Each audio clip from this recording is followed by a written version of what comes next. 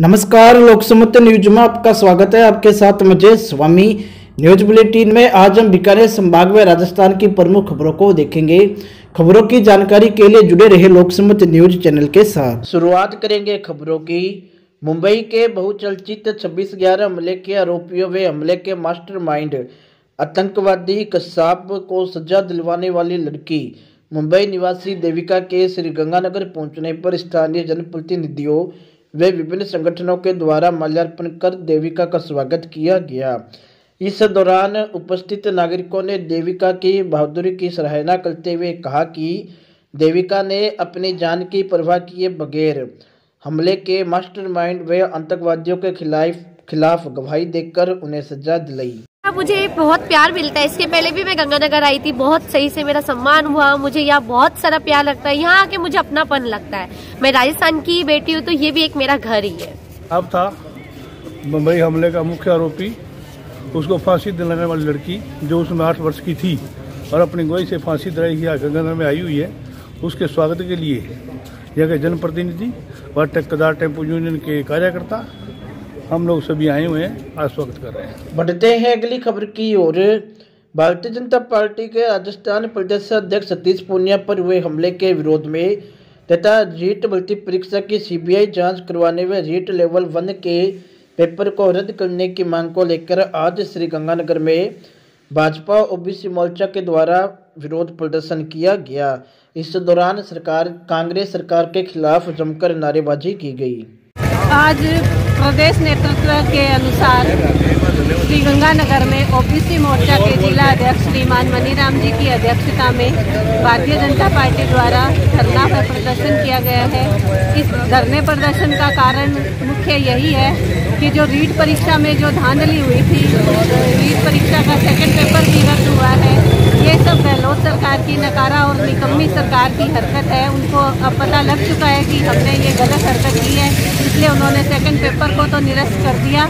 लेकिन हम सब की यही मांग है कि जो धांधली हुई है उस धांधली के चलते सीबीआई जांच हो और जो अपराधी है उन सबको सख्त से सख्त सजा दी जाए। और जो श्रीमान सतीश जी पूनिया पर कोटा में जो हमला हुआ है उस हमले के खिलाफ सीबीआई जांच हो और दोषियों को कड़ी से कड़ी सजा दी जाए। हम सब की यही मांग है। बढ़ते हैं अगली खबर की ओर।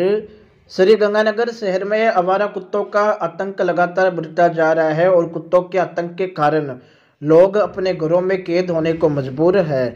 ताज़ा मामला श्रीगंगानगर शहर की हरदीप सिंह कॉलोनी से आया है, जहां 8 साल के एक मासूम बच्चे को कुत्तों ने घेर लिया और बच्चे को नोच डाला। हादसे में बच्चे के कपड़े बुरी तरीके से फट गए और शरीर से खून निकलने लगा। इस घटना से आक्रोशित होकर लोगों के द्वारा नगर परिषद से आवारा कुत्तों को पकड़कर अन्य स्थान पर छोड़ने की मांग की गई व कुत्तों के नसबंदी की भी मांग की गई। मोहल्ले वासियों ने बताया कि आवारा कुत्तों के कारण बुजुर्गों, महिलाओं और बच्चों का गली से निकलना दुभर हो जाता है। ये परसों रात शाम की घटना है। कुछ गली के आवारा कुत्ते को पालने वाली एक महिला है जो उनको पालती है। वो जो गली के कुत्ते वो छोटे छोटे बच्चों को और महिलाओं को वो खा रहे हैं। हमने उन कुत्तों को भगाने की कोशिश की तो उस महिला ने झूठा मुकदमा हम पर ही कर दिया, छेड़खानी का। तो अभी मोहल्ला, पूरी गली, पूरा मोहल्ला हम साथ आए थाने में परिवार देने। जो सच्ची घटना है वो सच्ची घटना है जो वो बताने के लिए आए पुलिस को। बढ़ते हैं अगली खबर की ओर। बीकानेर से संवाददाता भवानी जोशी ने बताया कि बीकानेर शहर के सुजानदेसर रोही स्थित काली माता मंदिर के पास आज एसटीबी प्लांट के अंदर बॉयलर के फट जाने से 2 जनों की मौत हो गई। सीईओ सदर पवन भदौरिया ने बताया कि ट्रीटमेंट प्लांट में गैस हौज में टेस्टिंग का कार्य चल रहा था। इसी दौरान अचानक बॉयलर फट गया और वहां काम कर रहे 2 मजदूरों की मौत हो गई। मृतकों की पहचान सोनू हरजा व छट्टू हरजा के रूप में हुई है। क्या पूरा ये मामला क्या है? ये सुबह 9:40 की घटना है। ये सीवरेज प्लांट है यहाँ पर, ये काली माता जी के पास गंगासर थाने के क्षेत्र में आता है। सूचना मिली, फिर पुलिस को जैसे ही मौके पर पहुँची तो यहाँ पर ये सीवरेज प्लांट में एक डाइजेस्टर है जिसके अंदर ये जो सॉलिड को लिक्विड करके इसमें गैस का वो होता है, तो वो डाइजेस्टर फट गया जिस पर 2 कर्मचारी काम कर रहे थे ऊपर। तो डाइजेस्टर फटने की वजह से एक की तो ऑन द स्पॉट डेथ हो गई, दूसरे की बाद में जाके अस्पताल में। क्या क्या कुछ पता चल पाया किस तरह से हुआ है, क्या रीज़न रहे इस हादसे के?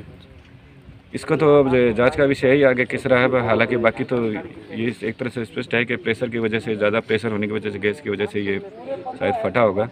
बाकी आगे अनुसंधान में देखा जाएगा कि क्या कहानी रही थी। बढ़ते हैं अगली खबर की ओर। हनुमानगढ़ से संवाददाता प्रदीप पाल ने बताया कि हनुमानगढ़ टाउन के वार्ड नंबर 35 में बुधवार रात हथियारों से लैस होकर आए कुछ जनों ने जमकर उत्पात मचाया।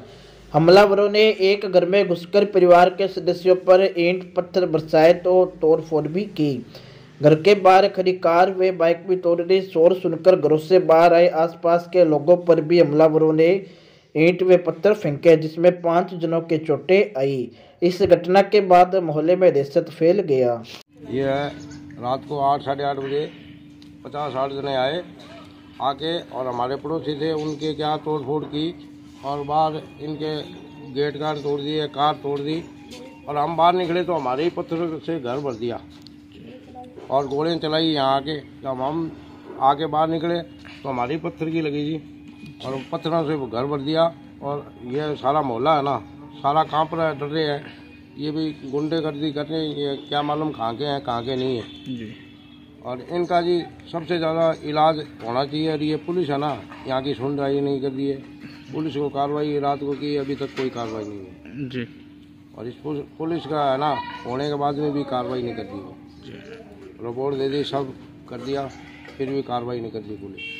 आपको भी चोटें आई हैं? हाँ जी, मेरे को भी चोट आई है, सिर में लगी। पत्थर फेंक रहे थे हम, हमारे पड़ोस में हुआ। जब हम उठे भी क्या लफड़ा है क्या नहीं, हम देखे 50-60 जने खड़े थे। कोई तलवार ले रखी थी, कोई गठासी ले रखी थी, कोई गोलियां मार रहे थे, कोई कुछ कर रहे थे। कितने घरों में पत्थर गए हैं? तो पत्थर तो सारे मोहल्ले में पड़ोसियों को सबके बांट दिए जी। रुख करेंगे अगली खबर का। श्री गंगानगर में ग्रामीण विकास मजदूर समिति GKS के द्वारा किसानों की बीमा पॉलिसियों को बीमा कंपनी द्वारा स्वीकृति दिलवाने हेतु एवं डिग्गियों के अनुदान के संबंध में आज कृषि विभाग के अधिकारियों के साथ वार्ता की गई। इस दौरान कृषि विभाग के महानिदेशक को राजस्थान सरकार के नाम ज्ञापन भी सौंपा गया। किसानों ने कहा कि अगर उनकी समस्याओं पर जल्द ही समाधान नहीं हुआ तो मजबूरन आंदोलन करना पड़ेगा, जिसकी जिम्मेदारी प्रशासन की होगी। प्रधानमंत्री फसल बीमा योजना के तहत अपनी खरीफ का और रबी का बीमा करवाया गया था। लाखों करोड़ रुपया यानी ट्रक नोटों का भर के किसान गंगानगर के किसानों ने बीमा कंपनी को दे दिया। लेकिन आज कंपनी उनकी पॉलिसियां एक्सेप्ट ना कर कुछ रिजेक्ट कर रही है। और जो खरीफ की करी हुई थी वो जो किसान क्लेम के पात्र थे उनको क्लेम न देने की वजह से उनकी पॉलिसी रिजेक्ट की जा रही है। तो हमारी सरकार से मांगे 15 मार्च से पहले सभी पॉलिसियां रिजेक्ट जो कर रखी हैं वो सबमिट की जाए। अगर बाद में कंपनी कहेगी अपने प्रीमियम वापस ले लो, हम प्रीमियम वापस नहीं लेंगे। अगर हम क्लेम के पात्र हुए तो हम क्लेम वापस लेंगे। जय किसान भाइयों, आज हम मटोरिया जी से जो बीमा क्लेम 21 में पॉलिसियाँ दी थी सरकार ने या प्राइवेट कंपनियों ने, SBI ने, उन्होंने नॉन एक्सेप्ट कर दी। उसके बारे में आज हम मटोरिया जी से मिले। मटोरिया जी ने अपनी कुछ बातें बताई हमें। उसने जांच की बात बताई, उसमें बहुत डिले हो रहा है, किसानों का नुकसान हो रहा है। जिसमें हमने उनको ये भी बताया कि जिनमें कटिंग भी हो चुकी है, पॉलिसियाँ चेक किया। और एजेंट ये कह रहे हैं कि सरकार ने अपना अभी तक शेयर ही नहीं दिया। और मटोरिया ने ये माना कि वाकई सरकार ने अपना शेयर अभी कंपनियों को नहीं जमा कराया, जिसके लिए क्लेम अटका हुआ है। बढ़ते हैं अगली खबर की ओर। चूरू से संवाददाता डॉक्टर सरवण शर्मा ने बताया कि चूरू में आज नगर परिषद के द्वारा अतिक्रमण हटाने की शुरुआत की गई। नगर परिषद के द्वारा शहर के पुराने बस स्टैंड पर बने हुए अतिक्रमण को तोड़ा गया। इस दौरान नगर परिषद की टीम के साथ पुलिस का जब्ता भी तैनात रहा। आज की कार्रवाई में करीब 45 से अधिक रेडी, अलमारी व अनेक कच्चे पक्के निर्माण को हटाया गया। इस दौरान लोगों के द्वारा आक्रोश भी जताया गया और बड़ी संख्या में पुलिस तैनात रही। आयुक्त महोदय के निर्देशानुसार जो ये कच्चा बस स्टैंड है, अपने पुराना बस स्टैंड, उसके आसपास कल भी हमारे द्वारा अलमारियां वगैरह, जो थड़ियां वगैरह, जो रोड के ऊपर जो अस्थायी अतिक्रमण था हटाया गया।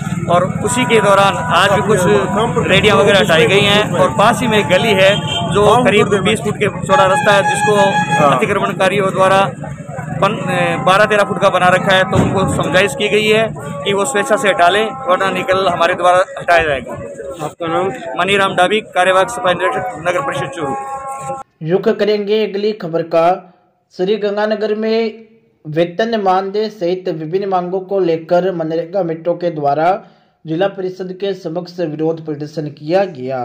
इस दौरान मनरेगा मित्रों ने सरकार के खिलाफ और वेतन नहीं मिलने को लेकर जबरदस्त नारेबाजी की। इस दौरान मनरेगा मित्रों ने अपनी मांगों के संबंध में अधिकारियों को सरकार के नाम ज्ञापन सौंपा।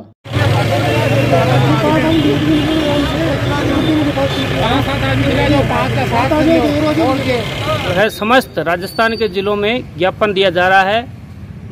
सभी जिलों में हमारी जो मांगे हैं, मनरेगा मेटों को मासिक वेतन दिया जावे, क्योंकि हम लोगों को सरकार जो है वेतन जो है आंशिक रूप से देती है, वो भी प्रति डे के हिसाब से, जो कि हम लोगों की भरपाई नहीं कर पाते हैं।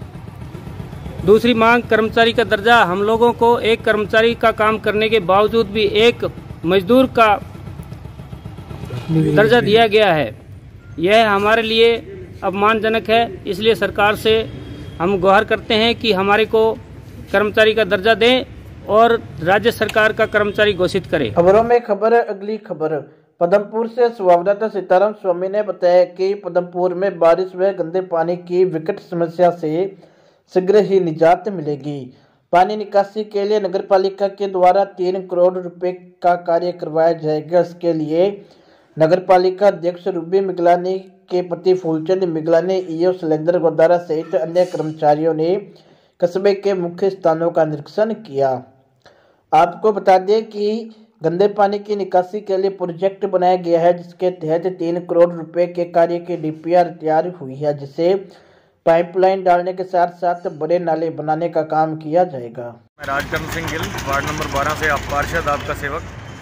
अभी आज ईओ साहब और शैलेंद्र गोदारा जी, फूलचंद जी मिगलानी, चेयरमैन नगर पालिका पदमपुर, यहाँ के जेईएन साहब और एईएन साहब, इन सभी लोगों ने, विक्की जिंदल, इन सभी लोगों ने सारे शहर में पॉइंटों का जाकर के खुद व्यक्तिगत जो है निरीक्षण किया है कि किस तरीके से गंदे पानी को बाहर निकाला जाए और इससे निजात मिल सके। अभी सारी प्लानिंग हो रही है। कुंदर साहब की बहुत ये इच्छा है कि इस समस्या से निजात पाने के लिए जैसे भी हो बजट दे करके इसको पानी को, सारी शहर के गंदे पानी को, बरसाती पानी को निकाला जाए। रुख करेंगे अगली खबर का।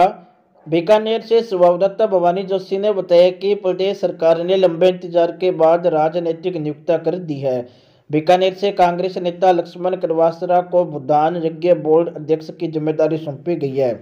कड़वासरा को अध्यक्ष बनाने के बाद लोगों ने उनके निवास स्थान पर जाकर बधाइयां दी। इस मौके पर कड़वासरा ने कहा कि बोर्ड में पेंडिंग मामलों का निस्तारण करना उनकी प्राथमिकता रहेगी। ये जो पद आपको दिया गया है, कितना महत्वपूर्ण पद है, कितनी खुशी हो रही है और क्या लग रहा है जिस तरीके से सरकार ने एक आम कार्यकर्ता को इस तरह का मौका दिया? मेरे लिए तो ये मैं महत्वपूर्ण इसलिए मानता हूँ कि मैं एक ज़मीन से जुड़ा हुआ, ग्रास रूट से आया हुआ कार्यकर्ता हूँ और मेरे रुचि के अनुसार का पद दिया गया है कि मैं किसान का बेटा हूँ और ये किसानों से संबंधित, ज़मीन से संबंधित काम है। तो मैं इसके लिए अशोक गहलोत साहब को धन्यवाद देना चाहूँगा कि मेरी सोच के अनुरूप उन्होंने पद दिया है।